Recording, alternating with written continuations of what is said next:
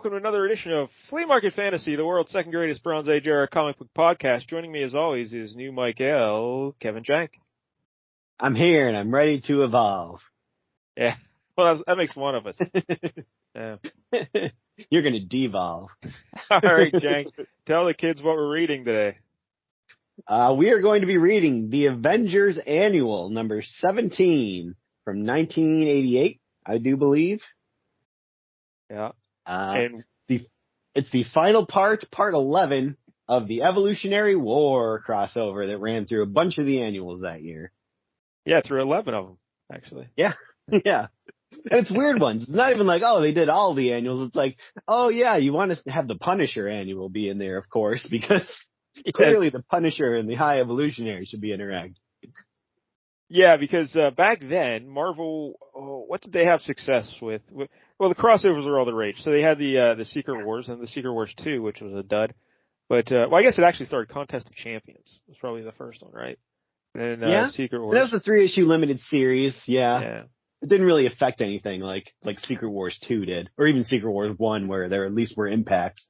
I think everyone kind of forgot about Contest of Champions as soon as it ended, especially Shamrock. Yeah, Shamrock. I think what triggered all this was the Mutant Massacre in the X-Books, right? Because that bridged off into not only the X-Books, but like Daredevil and Thor, Power Pack. Can't forget Power Pack. Power Pack, yeah. So I think Marvel said, all right, let's do some more of that stuff. And then they said, well, you know, what we should do here is just cross over into like the annuals, you know, make it a summer event. And so that's what they did people here. To buy all the annuals so that they can see the rest of the story.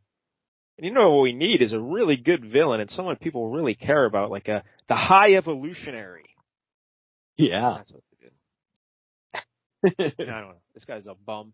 But hey, you told me he's going to be the villain in the next Guardians of the Galaxy movie, right? Yep, that's what I'm hearing. He's going to be the villain, and it's going to have to do a lot to do with that Counter-Earth. They're actually doing that, which that seems like a mistake.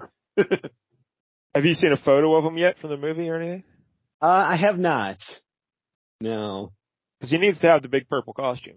Yeah, if you don't have that, what else is there? Yeah, that's really all there is to him. That's interesting. I guess it's more pink, huh? Is it pink or purple? Yeah, I'd say it's pink. Pink and white. So, yeah, that's what he needs to be wearing, but I doubt they'll do that. It'll probably be some sort of leather thing. Everyone always wears leather. Mess it up like they did with MODOK.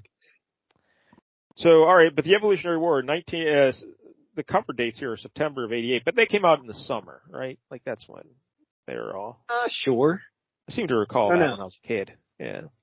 Yeah, that could be. I was not reading them live at this time, so I didn't know. I actually owned 5 of the 11 when I look back at covers. Yeah, we'll go through each one here in a minute. And then after that, the next year they did the Saga of the Serpent Crown and Atlantis Attacks. So you had 2. Yeah. I think that's how they started doing it after a while. It's just like, it's too hard to make a story that goes over all these annuals, so let's just have like smaller ones where like these, we'll have a 4-parter over a couple of them, and then another 4-parter over a couple of them.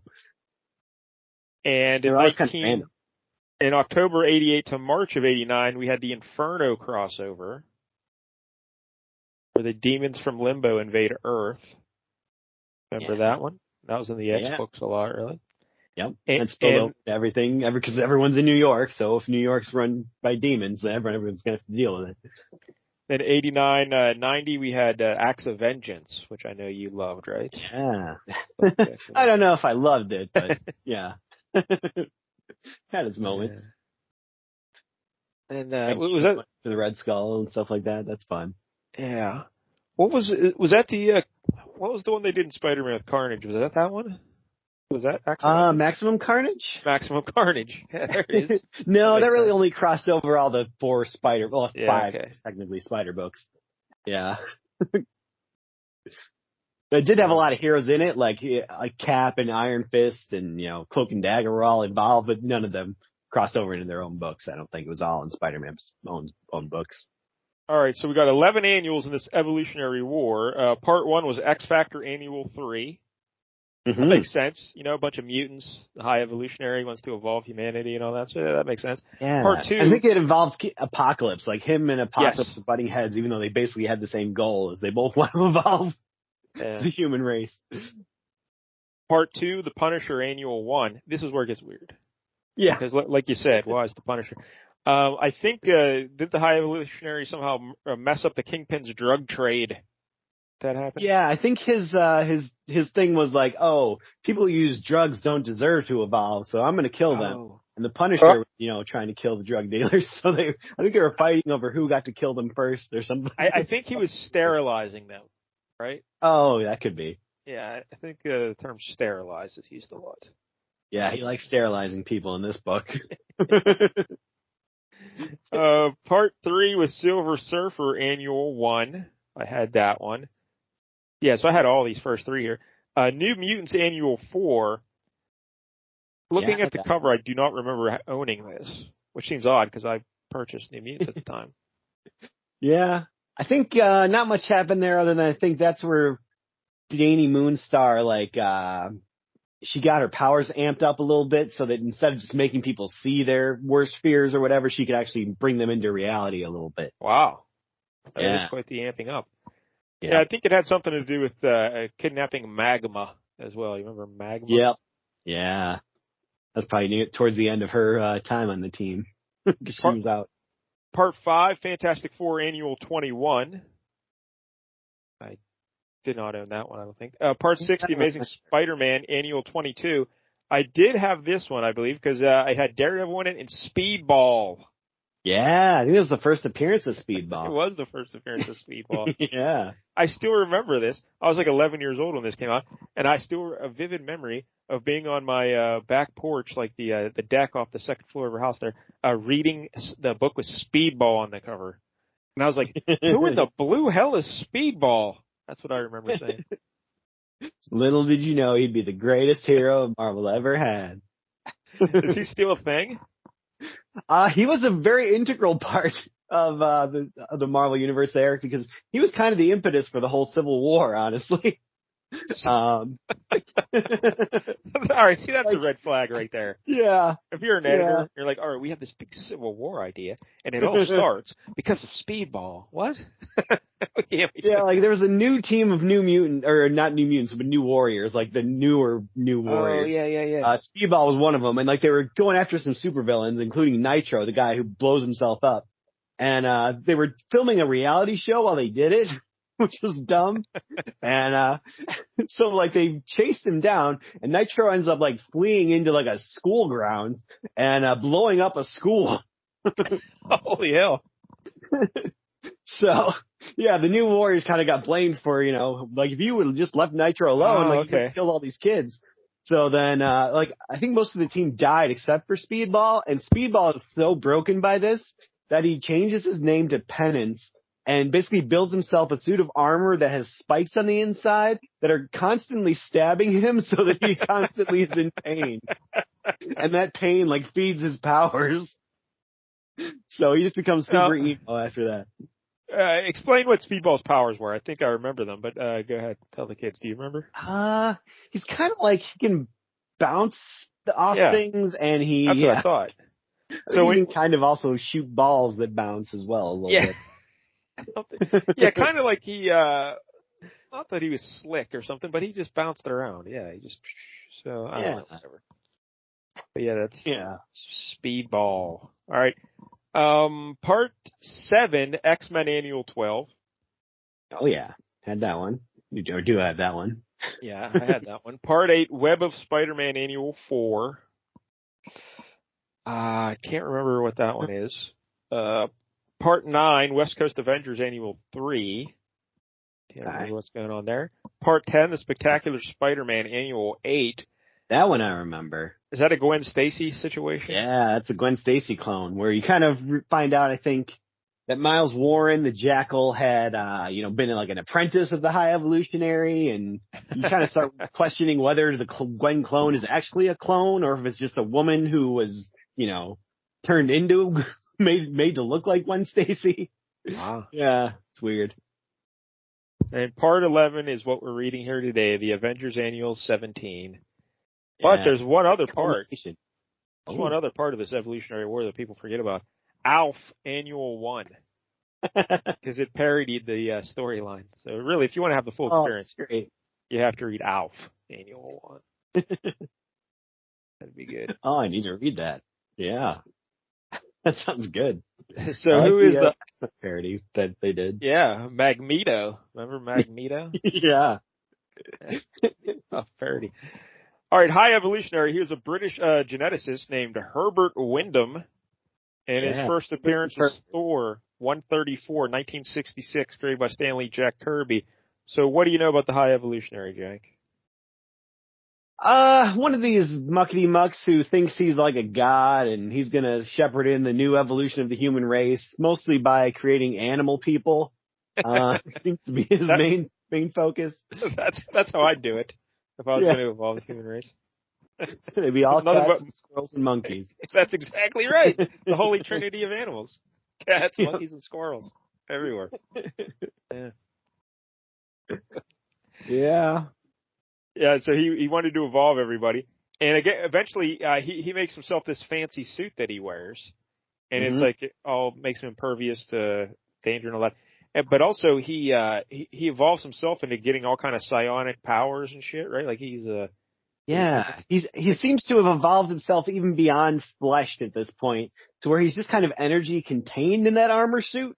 Like there's not really a guy in there so much. Yeah, I don't understand it either, but yeah. Now he did his research at a place called Wundagore Mountain. Yeah, that's right. In some European nation, some made-up European. So it was like a big magic place that I think he just kind of took over and was like, nope, now it's science. Oh, yeah, that's picked all the demons out or whatever. Yeah, and he a couple other heroes were connected to the High Evolutionary. First, one of his research partners was a fellow named Drew, last name Drew, and then he had a daughter named Jessica Drew. And there's a mix-up at the lab, and she got evolved into a spider. And then she became Spider-Woman, right? Yep. Is that how that went down? Yeah, that sounds right. That's one of many, I think, origins of Jessica Drew. They've changed it so many times. Yeah. Speaking of other backgrounds that got changed. Oh, yeah. Scarlet Witch and Quicksilver. Right? Yep. Yeah, they tried to eventually claim a couple years ago that, no, they're not mutants and they're not Magneto's kids. It was all the High Evolutionary. He created all that stuff. He's tricked everyone. It was all his plans all along, and he just kind of gave them their powers. But that was just some bullshit they made up so that they could explain why the Avengers have the rights to use them in the movies rather than. Oh, all right, yeah. That's yeah. Right. So are they still rolling with that, or have they gone back to Magneto? As far as I know, they haven't retconned that back yet, but I'm sure it's a matter of time. Yeah. I have stopped reading the X-Men, so I don't know for sure, but yeah, that's dumb. You got to bring them back into the fold. Because now I think the only one who's officially Magneto's kid is Polaris. That Magneto got around. You know what I'm saying? Yeah. He was busy. He's out there. He's not at home recording fake radio shows. He's out getting it done. You know. All right, a couple other. Well, anything else about High Evolutionary we should know? Well, I mean, I guess he's also very tightly involved in the creation of Adam Warlock. That's right. Yeah. He basically did create Adam Warlock, right? Yeah. I remember discussing that when we did that Warlock issue. Yeah. Back in the day, I forgot. I don't know how they're going to put that in the Guardians movie, because clearly those yellow people were creating Adam Warlock. They had the cocoon and everything. So, I don't know. Doesn't seem like the High Evolutionary's involved. I have no idea. There were yellow people in Guardians? Yeah, remember in Guardians Volume 2, they were like those gold people that they helped at the beginning of the movie, and then like they kind of got pissed at them because like Rocket tried to steal something. And then there was like a post-credit scene where those guys, were like pissed off at the Guardians, and they showed them with the cocoon in their throne room. They're like, just wait. I have no idea. They could always just say, the High Evolutionary's funding them. He's the guy behind it. But, whatever. Yeah, I don't remember that at all. I watched that movie one time. I just remember, what's his face? Escape from Oh, LA. Kurt Russell. Yeah, Kurt Russell. Yeah. He was in there. He's Playing great. catch.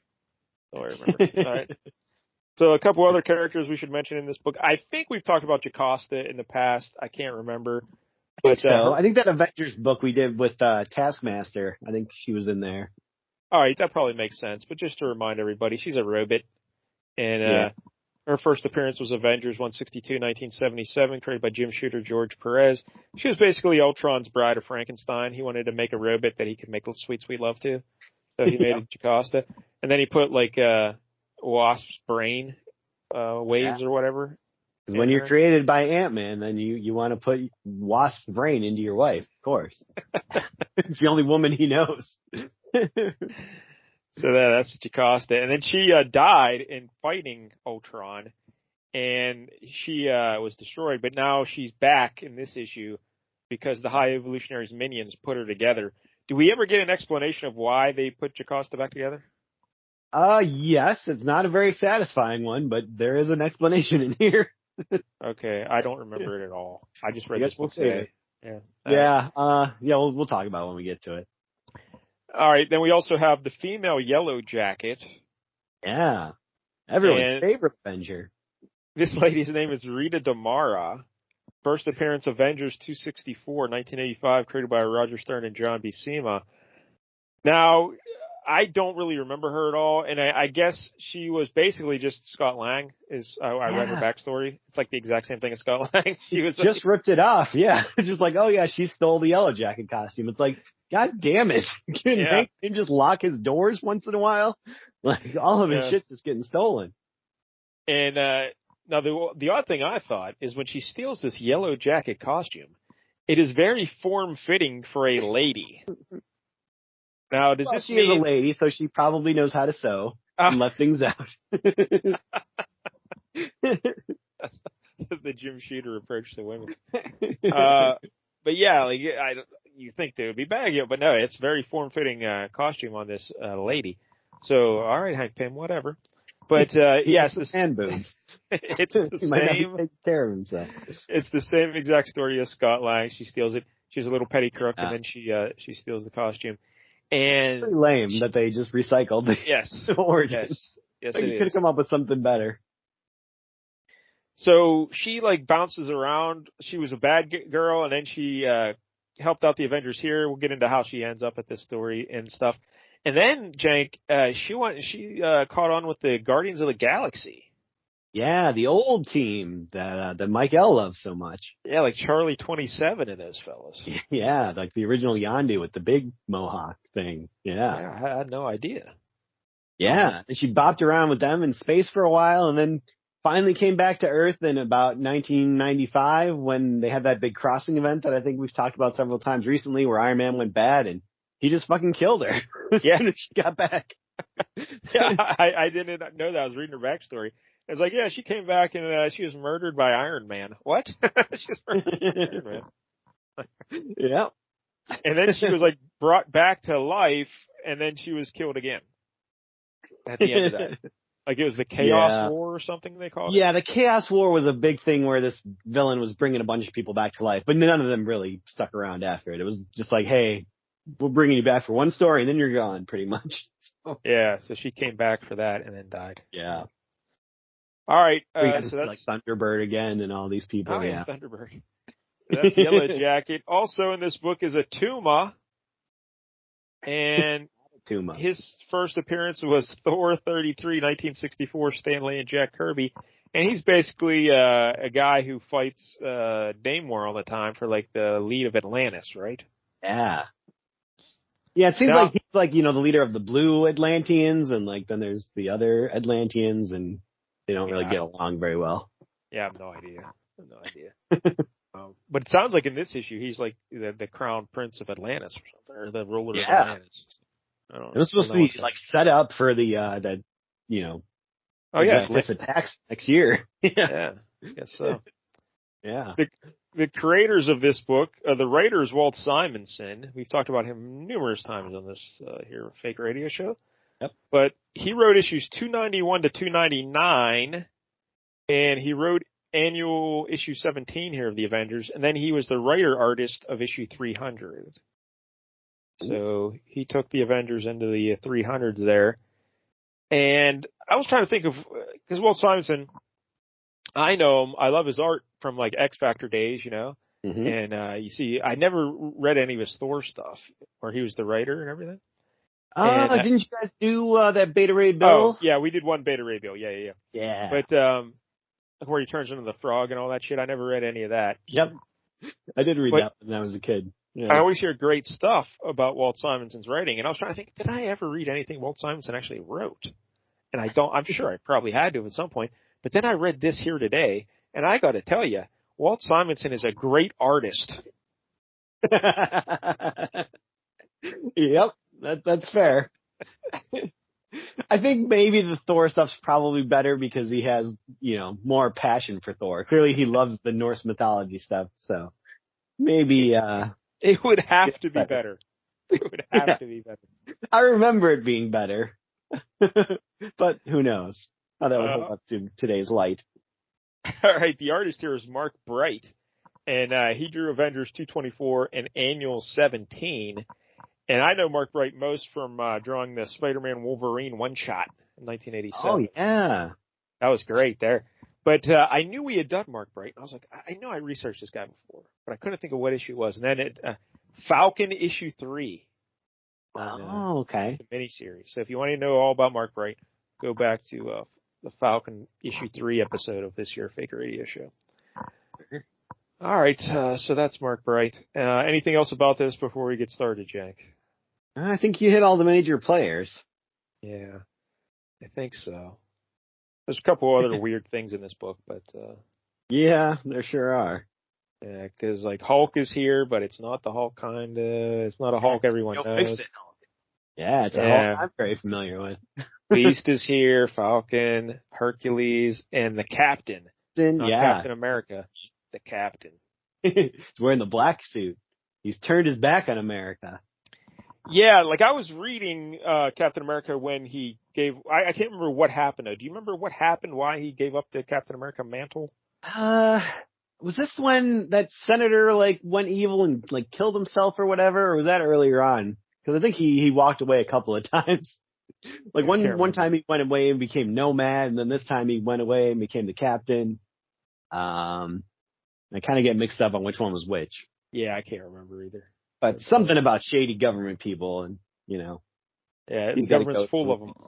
Yeah, and he wears a black outfit here with like a red and white stripe, kind of a flag-looking thing on his chest, and red boots and red gloves. Basically, the costume that the U.S. agent takes once they flip-flop, because the U.S. agent, that guy is basically he is Captain America right now, and then once he gets boosted and Cap gets back in, then they kind of flip-flop costumes.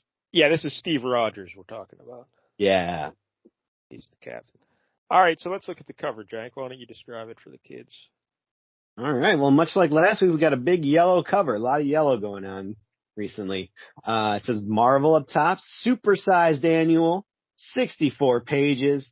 Got the Avengers logo, a little box that says the Evolutionary War in it.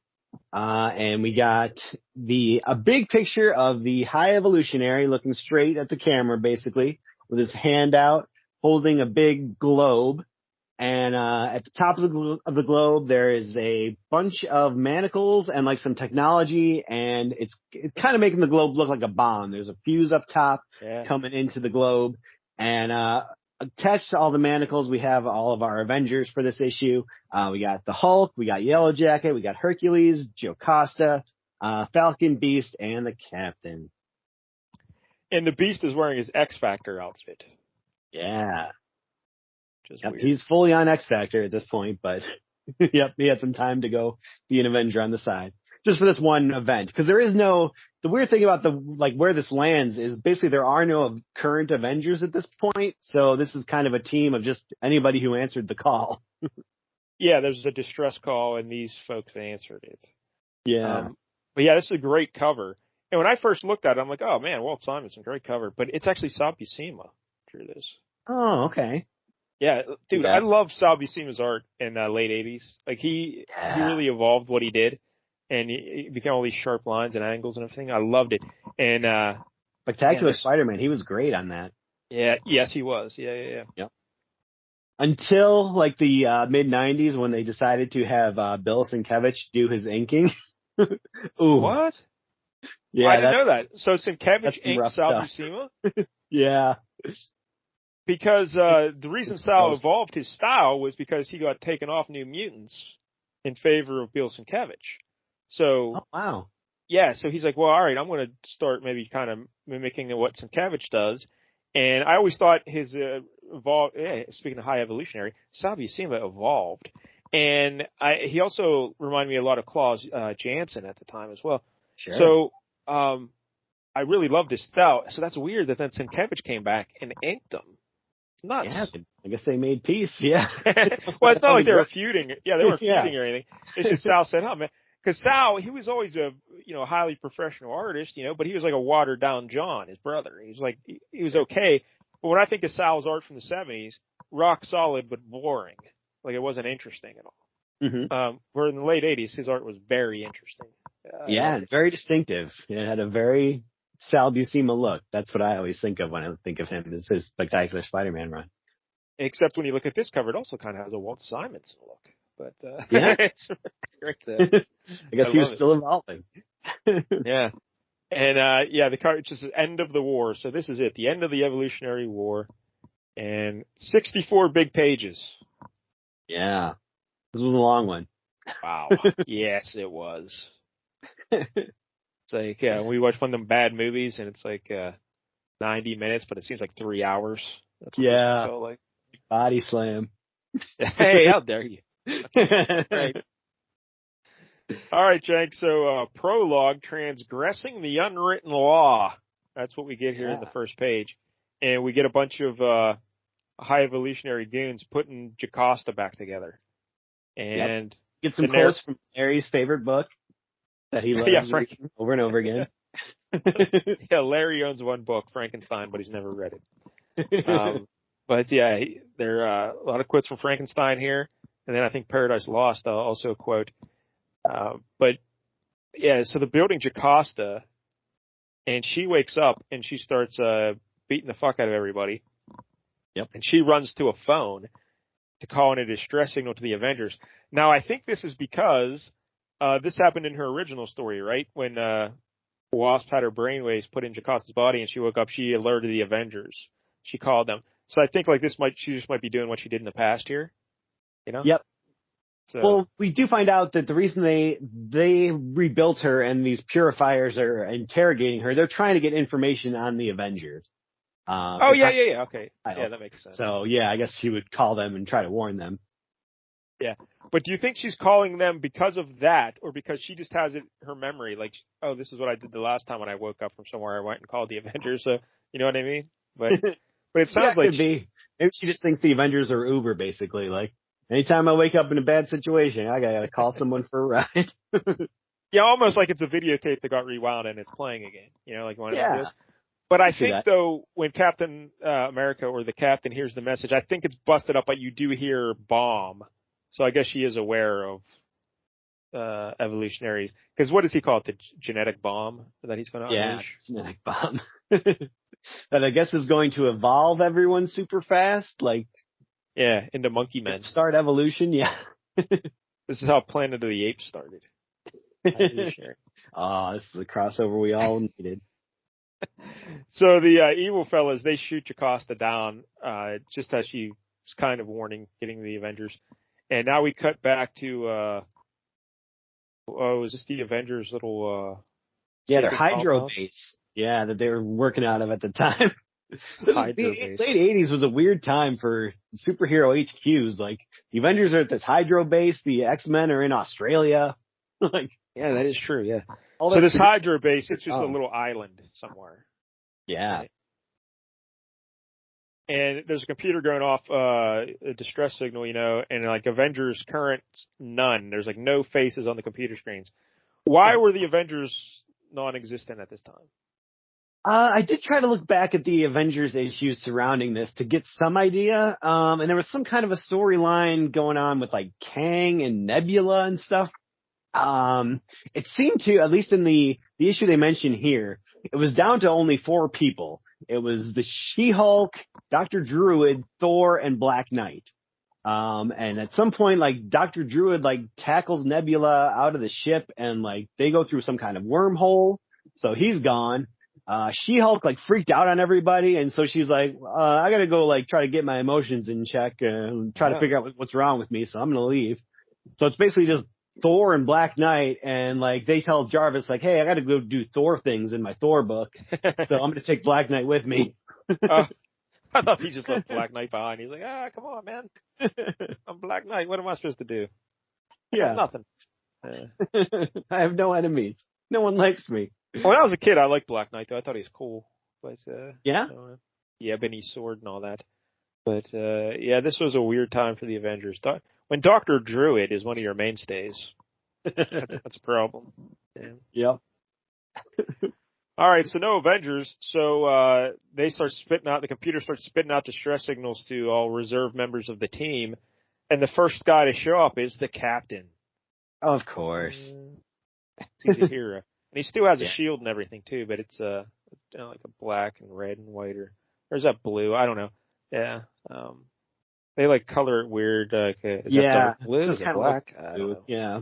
But I would say it's probably black. I would go with the aesthetic more. Yeah. So, Captain... on the team at this point. If he's not being like Captain America, well, he should be with the Avengers. But he's always a do-gooder, you know, so he doesn't turn his back on the Avengers. Yeah, that's right. Yeah, what I did. Yep. So he starts looking around at other people on this computer there. Who else can we get? But he goes, I hope I don't have to wait too long for others to show up. And then, his buddy, the Falcon, shows up. Yeah. The Falcon. Good old Sam Wilson. Yep. Because when you're going in a secret mission underwater, you definitely want a guy who flies. That's what I thought when I was reading this. I was like, yeah, they end up underwater in like Atlantis and everything. I'm like, wow, this sucks for the Falcon, right? Like, this is the one thing where, you know, I can't fly. What am I doing? Oops. But then the next guy to show up is Hercules. Yeah. Hercules. In a fancy gold armor. Yeah. This is after that miniseries you made us read, right? Where Galactus got him drunk. Or he got Galactus I guess drunk. technically before, right? Because wasn't that supposed to be taking place in the far future? That's right. Yeah. I think it was, right? Yeah, so chronologically, it's before, but, you know, in our time, it was I have no idea. It's very confusing. But, Hercules is there. He's just, like you said, a fancy outfit with, like, green and gold armor and everything and a headband. Pretty terrible, really, when you look at it. Like, this outfit's terrible. But, yeah, it's a bit of an eyesore. Yeah. So they go inside to the little house there on this Hydra base or whatever, and they're sitting around enjoying a little conversation there. And someone kicks in the door. And who shows up, Jack? Well, we got the Hulk there, the gray Hulk, with the Beast riding on his back. And why is the Beast carrying something that says little red sack? I don't know. Like, I guess when you have blue balls and they can't get any bluer, like, they have to turn red. But I don't know. Maybe that's some pop culture reference from 1988, but I don't remember what that little red sack would be. I don't know. Red sack. I don't know. Not ringing any bells. So, like you said, now this was weird because right away, Simonson is doing a couple weird things. First, of course, we get Hercules chatting up like Hercules does with the these and the thous and the that, and, you know, all the weird shit that how he talks. And then we get Beast riding in on the back of the Hulk, and the Beast is talking nonstop here, nothing but big words, you know, like Fraser Crane or something. Which is, that's on point for the Beast, so I'll give him. But it's a little much right at the top to have Hercules talking like that, and then you have Beast come in right away, and it's like, oh, this is annoying as fuck. Yeah, and it was Cap and Falcon. You're like, oh, okay, these guys are cool. But no, these guys are ruining the party. Bunch of nerds. Where's Dr. Druid if we're all talking like this? And so he hops off Hulk's back, and he says, sorry, we didn't open the door, you know, but we're big, strong, strapping guys. We can't fit through that door. You know, so it's much better to just destroy the property. And But They're then like, we thought you'd been killed. yes. And like, well, Beast says, yeah, he got better, but we promised that as an Avenger, we'll keep our silence and not tell the world that he's still alive. That's Yeah. nice of him, I guess. This was the other part I had a problem with. People say, Hulk, we thought you were dead. Hulk doesn't say a goddamn word. So the Beast is just jumping on. The Beast does all the talking here. So, I'm not familiar with this. I'm like, wait, this Hulk can't talk? Is that what's going on here? Oh no, he is can. He's much more eloquent than the Green Hulk. Yeah. Why is he not saying anything here? He does later on, but at this point, I guess on. Yeah. When Probably Beast is one of those guys where he just, you can't get a word in edgewise. But he's the Hulk. When you bust in a room, people, hey, I thought you were dead. You think Hulk would at least have one little line like, yeah, whatever, I'm not dead. Well, it's just something, Yeah. But, I mean, this is a more antisocial Hulk, so I guess he doesn't really give a fuck what they think, if they thought he was dead or not. It's weird. All right, so then Hercules finds Yellow Jacket hiding in a closet. Yep. She's spying on them. And he's like, hey, what the hell's going on here? You spy or whatever? I should kill you, lady. And she's like, no, please. I guess her little distress signal was going off in her helmet because her helmet was also built to the shape of a lady, not like Hank Pym's head. And but the buzzer was going off in it, and she didn't know how to turn it off. But it was kept telling her this is where she needed to go. So she shows up hoping they can just turn off the buzzer in her helmet. And she says, hey, can you just help me out here and turn this buzzer off? And the Beast does that. And then she's just going to fly out again because, I'm a criminal who stole this outfit. Can you help me out by telling me how it works? All right, thanks. And then she leaves. But no. They're like, you're staying with us, lady. You got to stay with us. So Beast is like, next time you steal a costume, maybe steal one that you can, work the instructions. Yeah. And Hercules keeps her next to him. He's like, I'm going to keep an eye on you. Herc likes the ladies. He's a ladies' man, Well, I think he's angry because, she was part of the Masters of Evil that beat the shit out of the Avengers and blew up their mansion, and he was there for that. So. Oh, that's right. Yeah. So I think that's why he's keeping an eye on this Yellow Jacket. He doesn't trust her. Was that Baron Zemo? Yeah. All right, beat the shit out of Jarvis and everything. We got to read some Baron Zemo. We've never done Baron Zemo on the show. Yeah, we definitely should. Yeah.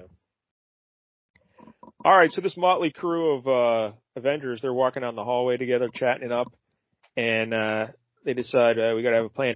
And here, the Beast sneezes. This is a joke, and they're going to do a callback to this joke later on. Yeah. Because he has problems with dust and he sneezes. Yeah. Yeah, so good. But anyway, what's their plan? They're going to get in their little Avengers jet, their Quinjet, and they're going to fly to where Jocasta sent her distress signal from, right? Yep. Yeah, that's the plan. And so tell us what happens here, Jen, because this is another problem I had. Why don't you talk about this? Oh, yeah, this is great. So they're down in this underwater base here. I guess I don't even know if they're underwater yet. Yeah, they're not. This is the Jocasta thing. I don't know if they're underwater yet. Yeah, they're probably on land still at this point. So they drop the Hulk in. The Hulk just kind of careens through the ceiling. And he's like, hold it. They're like, I don't know, but wait, who the heck is that?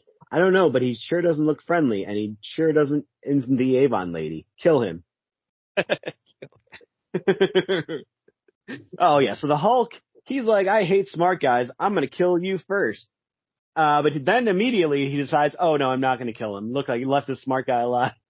Yeah. And he wants the Avengers to give him a cookie, I guess, because he left him alive. But what I hated about this is, all right, so the bottom right panel of one page, he says, he's going to start fighting these guys, all right? Mm-hmm. And then the top panel of the next page is just, and within moments, and everyone's already dead. I don't know. Let me see the Hulk punch some people, Yeah. You got 64 pages. You can spare a couple panels. There's definitely some shit that could have been cut out of this. Let me see the Hulk punching people. That's what I put my $2 down for, Yep. But nope, we just cut and miss it all. And so he does kill these people? This Hulk kills people? This Hulk's definitely not afraid to kill some people. He's working in Vegas as a bouncer for a mob guy. So yeah, I think he's willing to kill people. Yeah. But he says, yeah, like you said, I kept the smart guy here to talk to you and all.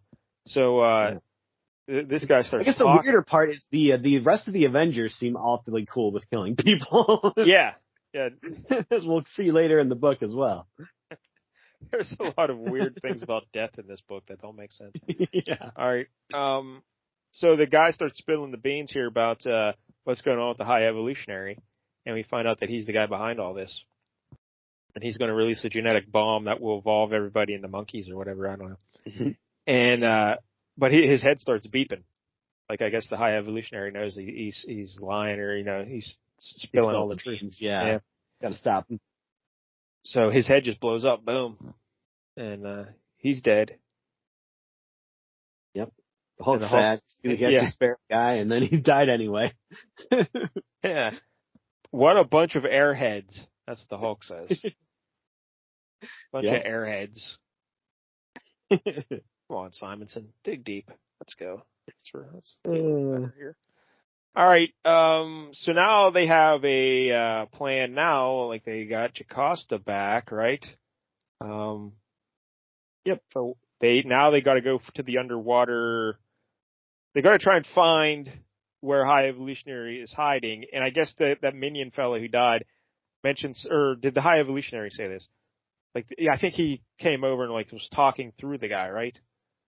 And he says something like, the Pacific Ocean is deep and wide, you'll never find me.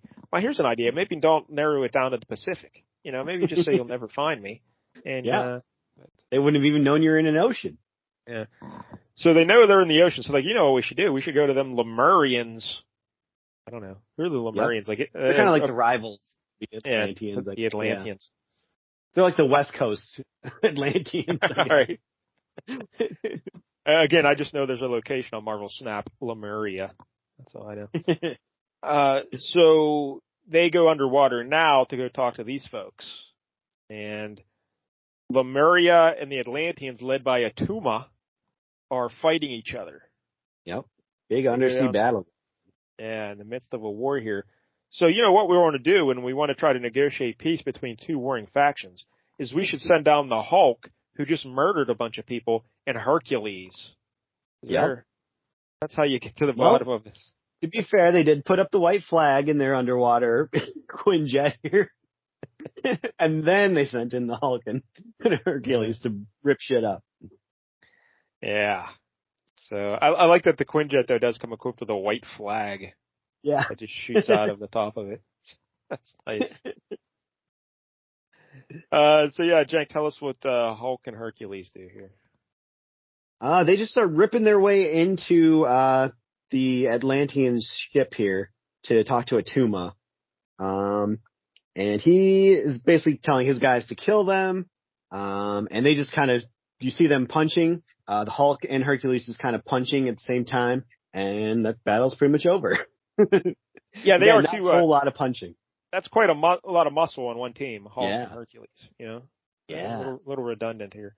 But and you got Beast, who's also very strong, so they're really loading up on strength here. Notice the breathing apparatuses that they are wearing. Hercules has one, like eye goggles, that covers his nose, and a little thing on his mouth. Hulk just has something in his mouth. So he's so strong that he can see underwater without getting blurry, I guess. We're concerned with the nose, right? Like, why don't he be breathing water up through the nose? Yeah. Well, I guess. Well, as long as you're getting some air in, that's all he needs. I guess. So, he really needs to breathe either. He's a god to be able to do this. That is true, yeah. God. All right, so they try and, I guess the two warring sides here, they were fighting because there was some big robot, some big machine going around murdering it, and they were blaming each other for this big robot. And the Avengers say, no, neither of you guys have, I think this robot's the High Evolutionaries weren't doing, And so the Hercules and the Hulk tear apart this robot, and they get the two warring sides to come to the old bargaining table, and they agree to fight together against this High Evolutionary. Yeah, because Cap tells them what's going on, or Beast, I guess, tells them what's going on. Preliminary analysis would indicate that the weapon's purpose was not to kill, but to sterilize. I'm just like, what? He is not happy that his swimmers are now kaput. Yeah, like so Tuma, like he's sterile now, right? Like he was pretty pissed about this. He's like, yeah, I can't. Yeah. Uh, What's the point? well, you know, Yeah, I um, know. I pay to get that done. save some headaches, you know. No more Yeah. child support at Tuma. Go run around, go nuts. Don't have to worry about it. Um, but they eventually track down the high evolutionary ship underwater, this giant ship there, and they're like, wow, this thing is huge. We got to go fight the high evolutionary in this big old ship. And so Tuma, now Atuma, he's also wearing a helmet of some sort, but Yeah, that's weird. I thought he only wore that when he's up on the surface. No? Yeah. You should definitely be able to breathe underwater. Yeah, that's his whole gimmick. You know? Oh, I guess maybe because, well, obviously Captain America is not wearing anything, so they must be in the Avengers. Oh, yeah. Something. Yeah. Yeah. So he is in the air. Yeah. That makes sense. Yeah. That makes sense. So Fury Saints, though, he doesn't have a helmet. that is true. So they start fighting. The high evolutionary knows that they're there, and he gets all pissed. He's like, you sons of bitches. So he what happens here? They just start fighting random people, all the high evolutionaries' men. Yeah, they have the Atlanteans and the Lemurians kind of draw fire, draw the high evolutionaries' attention while the Avengers Quinjet kind of sneaks in. And yeah, that's another line that annoyed me about Simonson. When here's the captain explaining this: we haven't timed to mount a full-scale attack, but a diversionary assault may enable the Avengers to effect a surreptitious entry. Come on, let's dumb that down a bit, you know. But you guys create a diversion. We'll sneak in the back door. There you go. That's all you need. That's all you need. As an 11-year-old, I don't need to be reading about surreptitious entries. Just, we'll sneak in. You know. That's the name of my new erotic novel. Surreptitious entry. Yeah, I hope you let me edit it. That'll be great. Done and done. All right, so they perform their surreptitious entry, and they go into the base there of the high evolutionary, and they see a bunch of animals having like a cult meeting. There's a giant wolf's head. Man, this high evolutionary, he thinks of everything. I'm going to make a room just for these animals to have cult rituals. There's going to be a giant wolf head on the wall, and but yeah, this guy takes off his little cloak there, and he's got a wolf's head. And all right, you explain what happens here, Jake. Tell us what the big plan is here. Oh God, yeah, this was quite the plan. I guess Falcon kind of comes up with this idea where he's like, I know, these kind of people and these kind of, genetic freaks, they're into, keeping the races separate and stuff like that. So I'm going to play on their prejudices here. And, apparently they have discerned that the purifiers, the human guys, must not realize that the animal men are actually animal men. And they just think that they're masks for some reason. Very detailed, totally realistic masks that these guys are wearing. But so they have Beast dressed up like one of the priests because he's kind of, he's blue and furry at this point. So he looks like an animal man. And they have him kind of just walk by the purifiers and pretend he doesn't see them there and start cackling about, oh, those stupid humans, like they don't even realize that we're animal men. Just wait till we finally take over and kill them all. And these guys overhear it and they're like, hey, wait a minute. Let's go get one of those guys and try to pull off his mask. Yeah. So they get the wolf guy. They get find like, I don't know, some kind of billy goat guy. Oh. With giant horns? I don't know. That's right. I thought it was the wolf guy. Yeah, he does have horns. Yeah, he does look like a billy goat guy. Yeah, but they try to take his mask off. They can't take it off. And they were like, hey, this guy really is a billy goat guy. So what do, Jank? Kill him. Shoot him right in the face. Yeah. And then they start shooting the rest of the priests, and the Avengers are just like, all right, we did it, guys. Start thinning out the herd. This is so weird. Captain America himself like pretends to be one of these purifier guys just to keep the thing going, even like make it worse. Yeah. Yeah, he's the guy, he dresses up like one of the purifiers, and he runs in and tells the billy goat guy, hey, we got trouble, man. We got trouble back here. You got to humans are attacking. So that he lured the Billy Goat guy into his death, but he seems perfectly fine with it. No problem whatsoever. Nope, no moral compunctions about any of this. This is terrible. Good Lord. All right, so now we cut to Yellow Jacket. She's just flying around on her own, doing her own thing, and some of the purifiers notice her, and they try to shoot her with the lasers and whatnot. But Falcon stumbles upon the scene, and he saves her. And because a tiny person can't fly out of there, but a giant, normal-sized man, that's no problem. And yeah, she got hit in the arm with one of the lasers, but yeah, the Falcon can evade everything. So two of the purifiers bust into the High Evolutionary's place, and they're mad at him, but he just instantly turns them into like a horse and a bear or something. Yeah. Is that what that is? Yeah, it looks like it. And then they're telling him, hey, the humans are starting to revolt against you, High Evolutionary. And he's like, all right, I'll take care of this shit. I don't know.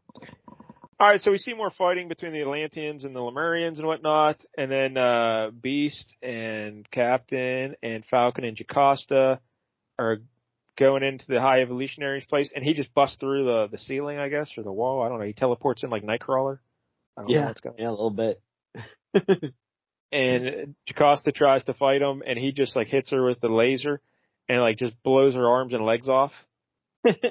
She kind of turns into like I had one of those like crash test dummy toys when I was a kid, where you just like press the button on their chest and their limbs would all shoot off. Like it's basically just like that. Yeah, but she's not dead. She's still operational. Just doesn't have arms or legs. Yeah. And Captain is holding off. Now, this is another part of the story that made no fucking sense. So High Evolutionary says, all right, you Avengers, you know what? You're probably worried about your other teammates. Well, you know what? I'll just bring them all here. So he teleports Hercules and the Hulk to the scene so they can all fight. Mm-hmm. What? Smart. What? Definitely bring the strongest guys to you so you can fight them. So he evolved, but not his fighting sense, his intelligence. No. You don't bring yeah, this is terrible. But it gets even worse because then they say, hey, Falcon, you're our only chance. You got to get out of here and go do something because you're fast. You can evade him. So Falcon flies away, and High Evolutionary tries to hit him with like some sonic beam out of his forehead. He misses him. But hey, High Evolutionary, why don't you just teleport Falcon right back? Yeah. Apparently you can do that. That's a thing you can do. You just did it. Why don't you just bring him right back to you? I don't understand. Yeah, there's a lot of things the High Evolutionary could be doing to end this right now, but nope. So instead of Hulk's making fun of him for missing the Falcon, he says, shut up, you. And he just puts him on this giant cage. And it's made of omnium steel. I never heard of omnium steel, but it's very good. It's very good. So he keeps them contained in this omnium steel box while he's going to go chase after the Falcon. Again, just teleport him back. We've seen you do it. So teleport all of them outside into the ocean. They'll all drown and die. Yeah, do anything. All right, so how do they get out of this omnium steel box, Jank? They end up, the Hulk takes one bar, starts pulling on it. Hercules takes the one next to it, starts pulling on it the other way. And then Beast kind of joins in the middle and starts pushing the two out from the middle. And, that works apparently. Yeah, Hulk and Hercules weren't making any ground here at all. And then Beast jumps in and just pushes them. So you needed the Beast to join in to get him over the hump. But, yeah, I mean, Beast is strong, but not as strong as either of those two. Yeah, he's way outclassed by these two guys. So. But I guess that's all it took. So they get out of the box there, and but they come up with a plan that the captain says, hey, this High Evolutionary guy, his deal is he evolved himself from a human to like a godlike being. So what we need to do is evolve a godlike being. They're all looking around. And if we start with a guy who's already a god, he's just going to be more god than god. Yeah. So that's Hercules. Talking about Hercules, Yeah. He's like, all right, I'll do that, why not? I have this fancy headband with an H. I look like Barry Gibb with this headband with an H on the front of it. Yeah. You know? I'll be able to be the High Evolutionary, no problem. By Zeus, I say, hey. But then the Hulk's like, hey, no. If anyone's going to evolve to a god, it's going to be me. Yeah, that's right. Because I'm wearing my cut-off jean shorts, and that's what gods wear. If I was still wearing the purple pants, I couldn't be a god. But now, these cutoffs. So he shoves everybody out of the way there, and he's going to start operating the computer to turn himself into a god. But then the Captain America, or just the captain, he has this great plan. He says, Yeah. I got He's to like, act. oh, this is a bad idea. The Hulk can't be a god. I'm going to get the High Evolutionary back here. So he can spoil our plans because we've created a monster. Yeah, so he gets over the intercom like at the grocery store, and he says, the Avengers have now taken over the High Evolutionary ship. Don't you worry, everybody. We're under control of the Avengers. And then High Evolutionary instantly pops back, and he's got, Falcon under his arm, like he Yeah, beat the this Falcon up. did teleport to him. I guess so he did something right. And then he says, no, you don't. You don't be doing this plan. And he hits the Hulk and knocks the Hulk away from the computer terminal. So that was the captain's plan. Instead of just saying, hey, Hulk, let's talk about this. He gets over the intercom, calls the High Evolutionary back, and the High Evolutionary interrupts. Man, that Captain America. Yeah, I mean, Joe Fixit Hulk is not, he's not Bruce Banner. He's not a scientific genius. I don't think he could have figured out that machine. What a strategist this Captain America is. So the Hulk and the High Evolutionary get in a fight, and High Evolutionary hits him with his laser beam there or whatever, and the Hulk, it doesn't even bother him. So the High Evolutionary is like, holy fuck, this guy's tough. I gotta really hit this guy. So he hits him, and wow, does he hit him, Jank. And, yeah, teleports him right to Vegas. Sends him back home. Well, I think he shot him out like into the sky or whatever, because doesn't he fall down into the earth? Like, no, I think he teleports him because, I don't think you could shoot someone out of a base and like deep trench in the ocean and then shoot them all the way up into Vegas. Especially that would, put a whole giant hole in your ship. Yeah, but he's the High Evolutionary. I assume he has plumbers and mechanics. But because the way it looks, like it says the room, and he's out in cactuses and shit, and there's yellow stuff shooting up. But I guess it's shooting up from the ground. But it looks like that one from the top. He teleported somewhere high in the air and then fell to the earth. Because it looks like the one from the top is like a trajectory coming down into the earth, but I don't know. There's a couple instances in this book where things like this happen, and I'm not sure, like you said, the Hulk fell through the ceiling that one time, or did he come through the door? Did the High Evolutionary teleport in? Did he fall through the ceiling? I don't know what the hell's going on. Something like that. Yeah. Like Jocasta at the beginning of the book when she's taking out those purifier guys, it's like, I can't tell if she's shooting lasers or using gas or both. Yeah, it's a little weird. But anyway, the Hulk is KO'd. He's out of commission. So High Evolutionary is fighting the captain now, and he's blocking his energies with his shield. And the Beast is trying to evolve Hercules. He's in this machine. And then the Beast says, I got to make some modifications to his armor. And apparently he can do this in like 30 seconds. Yeah. I mean, the Beast is a smart guy, but that was awfully quick. Yeah, he was somehow able to, he's somehow able to take the main unit out of the God Machine, even though Hercules is in the God Machine right now. Yes. So, I don't understand this.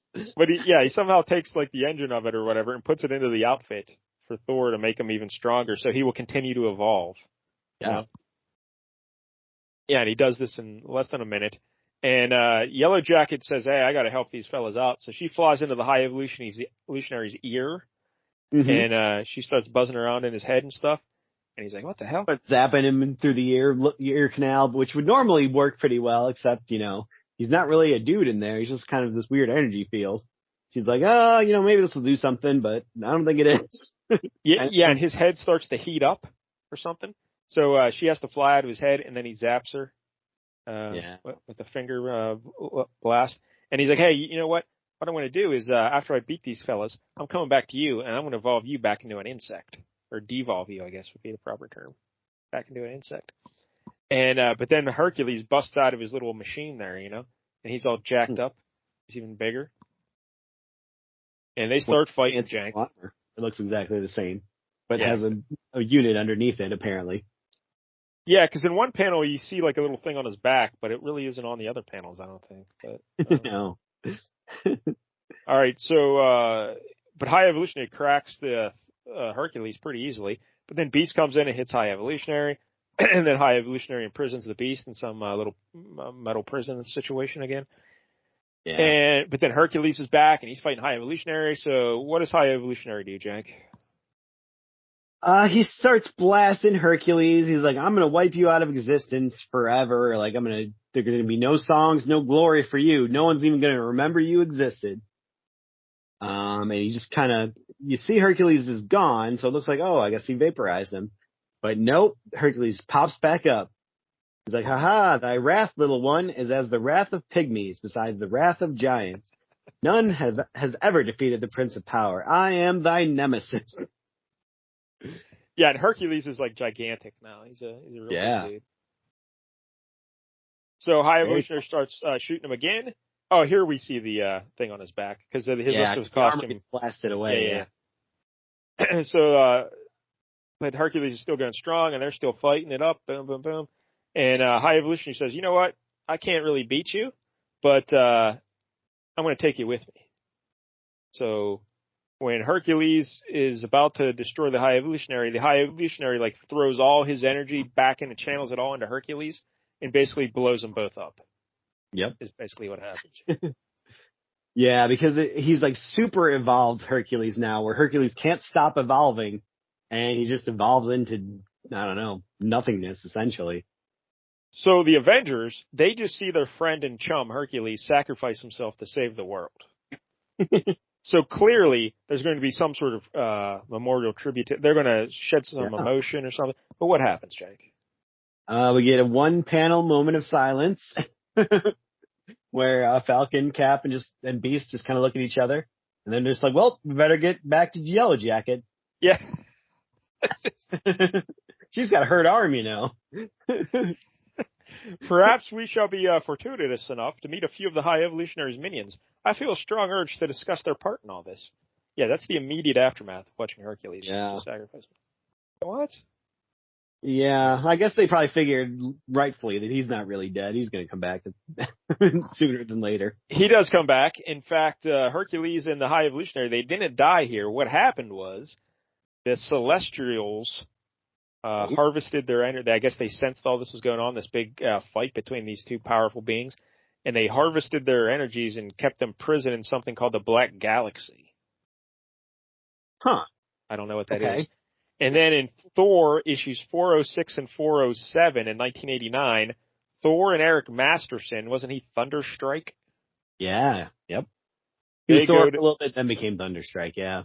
They go to the Black Galaxy there, and they free High Evolutionary and Hercules from the Celestials. Oh, okay. So, gotta tell you, I don't think there's ever been a good Celestial story. I just don't find them interesting at all. Yeah. So, all right, the heroes that are surviving, they go back to the ship, and Jocasta, she's still just a torso on the ground. And but Yellow Jacket kind of like tied her up to the computer somehow, plugged her in or something. Mm-hmm. And she says she's going to, I have access to their antimatter drive of this ship, And I guess the High Evolutionary's plan was he was going to put this genetic bomb inside Krakatoa, or what is that called? Krakatoa. Yeah. Like the volcano. And the volcano, it would erupt and spew all over the world. So yeah, like all the gas would eventually spread all over. So that was his plan. So they're almost at Krakatoa, and Jocasta says, "You know what? I think I can blow up the ship before that happens, but you guys got to get out of here." Yeah. So all the other Avengers say, "Hey, thanks, Jocasta, there for sacrificing yourself yet again. You're a great little robot there, Jocasta. You finally came back to life, and now you're immediately dead. Your first story back. This was great." So they fight their way off the ship, and they fly off, and there's a gigantic explosion. And but they're like, "Hey, what was that? The ship blowing up, or is that Krakatoa erupting and the bomb going off? And we can't tell. So what should we do?" And Captain comes up with a great idea. Jank, what does he think they should do? He's like, "Well, let's open up the windows." And if we start evolving, then we'll know that we failed. And he's like, if that's what happens, it's not like we're going to be able to outrun it anyway. It's going to get everybody. So might as well just try it out, see what happens. Yep. I always wanted to be a monkey. Right. And the Beast, he starts going, oh no, and then he sneezes. So they think he's transforming, but no, it's a callback to the earlier sneeze. Get it? Yep. Just dust. That's hilarious. Yeah. Hercules is still dead. I know. Like, should you really be ending on such a stupid joke when Hercules is dead? Jocasta just sacrificed herself, and he also got to still put up with this yellow jacket bullshit. She's here too. What the fuck happened to the Hulk? They don't seem to care about that. Like, he's just gone. Yeah. So the final panel of the Avengers, they're all smiling and laughing, and like, what the fuck? They just had all these team members die. And that's it. That's the end of the story. But then we get an extra story here tacked on. This was very confusing to me at first. Yeah, you probably should read the other, 10 parts for this to make sense. Because I think it kind of goes over the whole, life story of the High Evolutionary up to this point. Try to fill you in. Yeah, so every one of these annuals had a backstory with more info on the High Evolutionary. And since this is the last edition of this these series of backstories, this tells us what happened to him right before he started the Evolutionary War. Yeah. So, but keep in mind, it looks like he just died. So the first panel of this, I'm like, because there's a bunch of people trying to resurrect him from the dead. I'm like, wait, is this what's happening now? Oh, I see what you're saying. Yeah. But then he started talking about Warlock and shit, and I'm like, oh, all right, so this is in the past. But it was a little confusing. So. Yeah, I can see that.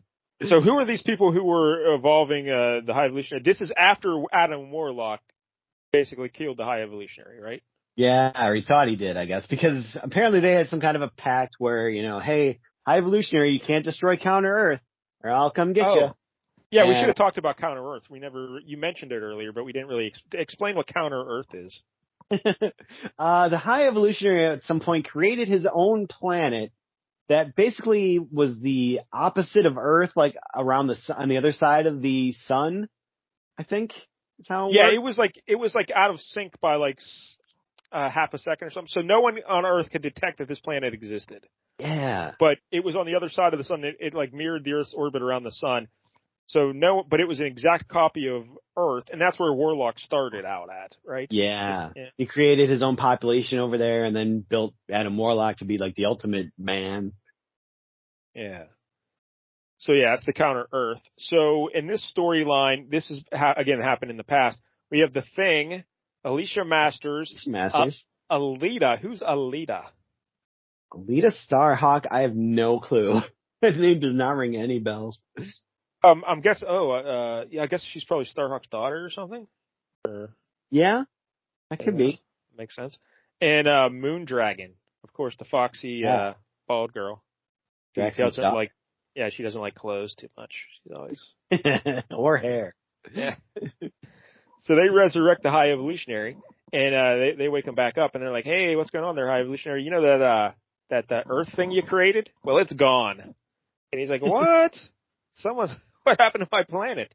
It's my life's greatest achievement, creating this Counter Earth. What happened to it?" And he said, someone stole it. And he's like, "Wait, what's going on? Stole my planet?" And who stole the planet there, Jake? This race called the Prime Movers of Tarkus. Well, no. They're just intergalactic. Well, yeah, they were like the moving company that came and got it. But who was really behind it? Right? Well, this is where we get our Secret Wars 2 crossover, because apparently it was the race known as the Beyonders. Yeah. They have the one who have taken his planet. And he's like, oh, they were probably pretty impressed. I made my own planet. They wanted to see it for themselves. I'm pretty cool. But then it turns out, oh no, they're just putting it in like a museum of like oddities and shit. He's just like, this is a Ripley's Believe It or Not museum or something, and they're just laughing at me. Yeah, like he's looking out over the sky there, the space sky, and he sees a bunch of all these like weird shaped planets. There's one that looks like I don't know, Pac-Man kind of. Yeah. Which taken out. And then there's a cube one. So is that Bizarro? Isn't that the Bizarro Superman planet, the cube? Oh, could be. Yeah, I think that's what they're saying. Huh. And there's a couple other weird looking ones. The Living Planet. I don't know why he's not in there. And yeah, so like you said, High Evolutionary's all pissed. He's like, wait a minute, I was supposed to be a godlike being. I created my own planet. Yet there's these other people out here, the Beyonders, who are so powerful. They make me seem like a mere ant. So what good am I? I'll never be a god next to these Beyonder folks. So he's just wasted heartbroken. my life. Yeah, he's just heartbroken here. And it's kind of like me when I look back saying, I've been doing fake radio for 18 years, or how long have I been doing this? How long have I been doing this fucking fake radio shit? So he's devastated. So what does he do, Jack?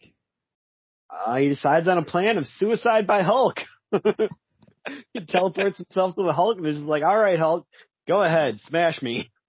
Yeah, because his Hulk, uniform, that little outfit he wears is so strong that he can't kill himself. It like always preserves him. So he needs to get that body armor off him somehow. And he figures the Hulk is the only guy I know strong enough he could just beat the fuck out of me and destroy my armor. So yeah, he summons the Hulk. And oddly enough, Hulk does this to some weirdos on the side anyway. He makes up some extra cash just to rough him up a bit, you know? Turning tricks. I like the rough. So he's used to this. So he just shows up and he starts beating the fuck out of the High Evolutionary. Yeah. It's pretty good. I wonder if this was actually a Hulk issue. That'd be great. Just to see the High Evolutionary show up and get the stuffing beat out of him. Yeah, so Hulk literally beats the armor off him. And the High Evolutionary just dissolves. His body like just melts into a pool of ectoplasm or something. Yep. A pool of jelly. He devolves himself all the way down to jelly. Yeah. But then what happens, Jack? Well, then everything starts coming back together. The pieces of the armor start reassembling themselves, and he apparently had built in, so many safeguards that the armor had a mind of its own and decided to, re-evolve him and put him back the way he was and make him a god again. And he's now back in full armor form. And he's like, all right, well, now I've seen the entire spectrum. I saw the Beyonders, it's like the most evolved thing you could have, and I've been de-evolved down to nothingness. So now I've got a clearer perspective, and I'm going to go build me a genetic bomb and put it in Krakatoa. Yeah, so that's why we have the Evolutionary War, because Hulk beat the fuck out of the Evolutionary and made him into pudding. Yeah. All right, and this little backup story is written by Mark Grunwald and drawn by Ron Lim on the breakdowns and Tony DeZuniga. Very recognizable Ron Lim. As soon as I saw that art, I was like, oh, that's definitely Ron Lim. Yeah, but it was very Ron Limmy, but also not quite. And it's Tony DeZuniga is the finisher here. So, because it was a little off from Ron Lim, but it was definitely recognizable as Ron Lim. Yeah. I don't know. Hey, who was his inker on Silver Surfer? I can't even remember. That's a good question. But yeah, he's just doing breakdowns here, so that's a little looser than Titan pencils. But either way. But it had a very square kind of Ron Limmy look. Yeah, it wasn't the best. Not his best work. Not his best work. No. That way. All right, so there it is. High Evolutionary Avengers Annual 17. What do you think, Jank? Let's talk about the rating first of Walt Simonson. I thought it was awful. How do you feel about it? Yeah. I mean, we talked about a lot of the problems. One of the other things I had an issue with was, okay, so the Purifiers resurrect Jocasta just to try to get information on the Avengers in case the Avengers show up and try to stop them. But they only get involved because Jocasta calls them. So if they wouldn't have bothered with that, they would have succeeded, and the Avengers never would have known. There wouldn't have been an Avengers. So they really just spoiled their own plan. I suppose. Yeah. So that was weird. But yeah, a lot of the writing was clunky, and a lot of the things don't end up making sense when you look back at them. Yeah, just the characterization, like you said, was off on how they approach death and murdering people. Yeah, very cavalier about it for sure. And when Hercules dies, there should be more emotion there, and it certainly should not be ending on a corny joke with the Beast. Like, it should be a very somber mood after they've seen their. You would think. It was terrible. Especially if this wasn't an ongoing thing. This team obviously didn't continue after this, so it's not like there's going to be a funeral for Hercules issue coming next. This is it. And this is supposed to be like the big culmination of the High Evolutionary War, the part 11 of 11 parts. You need something huge here at the end. But a goofy joke of the beast sneezing and everybody laughing. You need to have a big monumental, like Hercules sacrificing himself is great if you give it the significance it needs, but that is not done here at all. No. So. Yeah, it does seem like, I mean, if they didn't know whether the bomb had gone off at all, like maybe it didn't get into Krakatoa, but have you killed everything in the ocean? Is everyone sterile? You don't know anything about what actually happened with this. They didn't seem like they really succeeded in a way that they could clearly, see. Yeah, this stunk. I pretty much hated this. Yeah. It was rough. And it's 64 pages, so there's a lot of it. Yeah. A whole lot of it. Yeah, I mean, at least the backup took up a couple of those. But I was really could have used some speedball in this, Or Slug. Wasn't he in one of those Spider-Man ones? I can't remember. Just a big fat guy who was like the Kingpin's rival, who was like even fatter. Oh, on the cover, there's a enormous fat dude in a black suit. Yeah. That's Slug. All right. Yeah. Yeah. He would like smother people in his fat to kill them. Wow, that's nice. All right, so that's Walt Simonson here. Yeah, not his best work here in the writing department of this book. I just thought it was terrible. He should turn into a frog. Yeah. All right, so the art here, Mark Bright, it was okay. It's not his best work ever. Like, go back and read that Spider-Man Wolverine book. I loved that when I was a kid. I thought that is damn solid. So, yeah, this is okay, but like we mentioned, there's a lot of panels where I didn't know what the fuck was going on.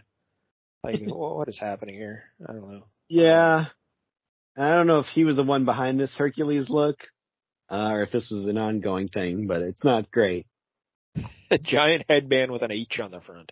That's what we want for Hercules. Yeah.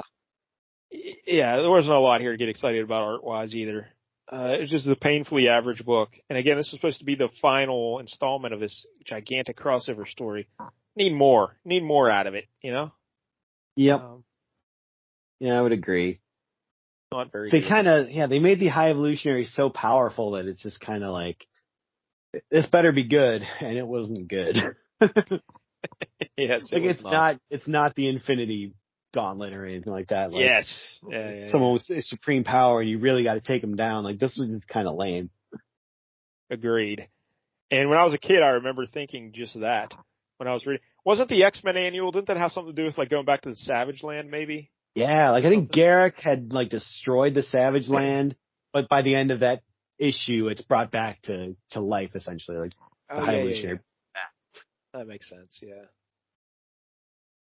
All right, so there it is, the Evolutionary War. Then the next summer, Atlantis attacks. Yeah, I recall that being pretty terrible too. I don't know. Do you have any? Yeah. On that? Yeah, I think I've only read 1 or 2 issues of it, but yeah, a lot of these crossovers that they did in the annuals weren't great. I mean, traditionally, annuals a lot of the times are pretty terrible. Hey, not the Marvel Team-Up annual with Heinrich von Schnickelknop. Yeah, no, that was great. A lot of the times they're just kind of throwaways and they don't fit in continuity and they're just kind of like, eh. I think the problem with the crossovers like this that span all these different titles is you have different writers and artists doing them all, So, like the writers all tend to handle these characters slightly differently, So, yeah, not a lot of through line. Yeah, it's a little weird. Yeah. So, all right, there it is. 1 out of 10, Jank. What do you give this? Ooh, I think I'll give it a 4. It's not great. Yeah, you know what? I kind of hated this. So, just the characterizations of the heroes involved was pretty terrible, and it was all just nonsense. So, I don't know. I guess I was going to say 2. Maybe that's too harsh. But you know what? Fuck it. I'll give it a 2. Maybe someday it'll evolve to a 3 if we do this properly. It's a 2. Yeah, you're definitely right about the characterization. Like, I mean, as a Hulk guy, what Peter David was doing with the Grey Hulk at this time was a lot more interesting than the way he's presented. Yeah. Storyline. That's what I mean about different writers handling things. Like, it just feels weird, Like, I don't know. Yeah. It just doesn't come off right. So, all right, next week, I Yes. mentioned earlier Marvel Team Up and how the great Heinrich von Schnickelschnapp was in there. I think we're going to go back to the pages of Marvel Team Up. Oh, okay. Yeah, Alrighty. we're going to do just issue 120 from 1982. And the reason we're doing this is because this is one of 3 appearances of Turner D. Century. All right. I Yes. like it. I had to know. I'm gonna We get some encountered this contact. guy. Yeah, we encountered him last week at the Scourge murdered Turner D. Century. I never knew he existed. So I did some research. I gotta, learn more about this fella. He had only like 3 appearances. His first one was in a Spider-Woman issue. And then this next one is here in a Marvel Team Up, which features Spider-Man and Dominic Fortune. Ooh. Yeah, I so know what the third one was. and the third one was Was Captain still. America, where he got Yep. murdered. Yeah. Yep. So we only have a couple issues to choose from here for Turner D Century. And the good news is the Marvel Team Up issue basically recaps the Spider-Woman appearance. Like they do, Oh, they do one of them flashback deals for a page where they tell you what happened. So we're gonna be experts on Turner D Century. yes, we will have basically read everything there is to know about Turner D Century. So this will be great. And we'll also get first experience with Dominic Fortune. So Marvel Team Up issue 120, Turner D Century. Can't wait. Nice. Yep. Marvel All Team right. Up, bringing the heat with all of our favorite new characters. Dude, Marvel Team Up is great. Like every issue, it's some weird combination of heroes and villains, and say, oh man, this is awesome. So Yep. check it out. All right, so that's next week. Until then, don't get any jank on you.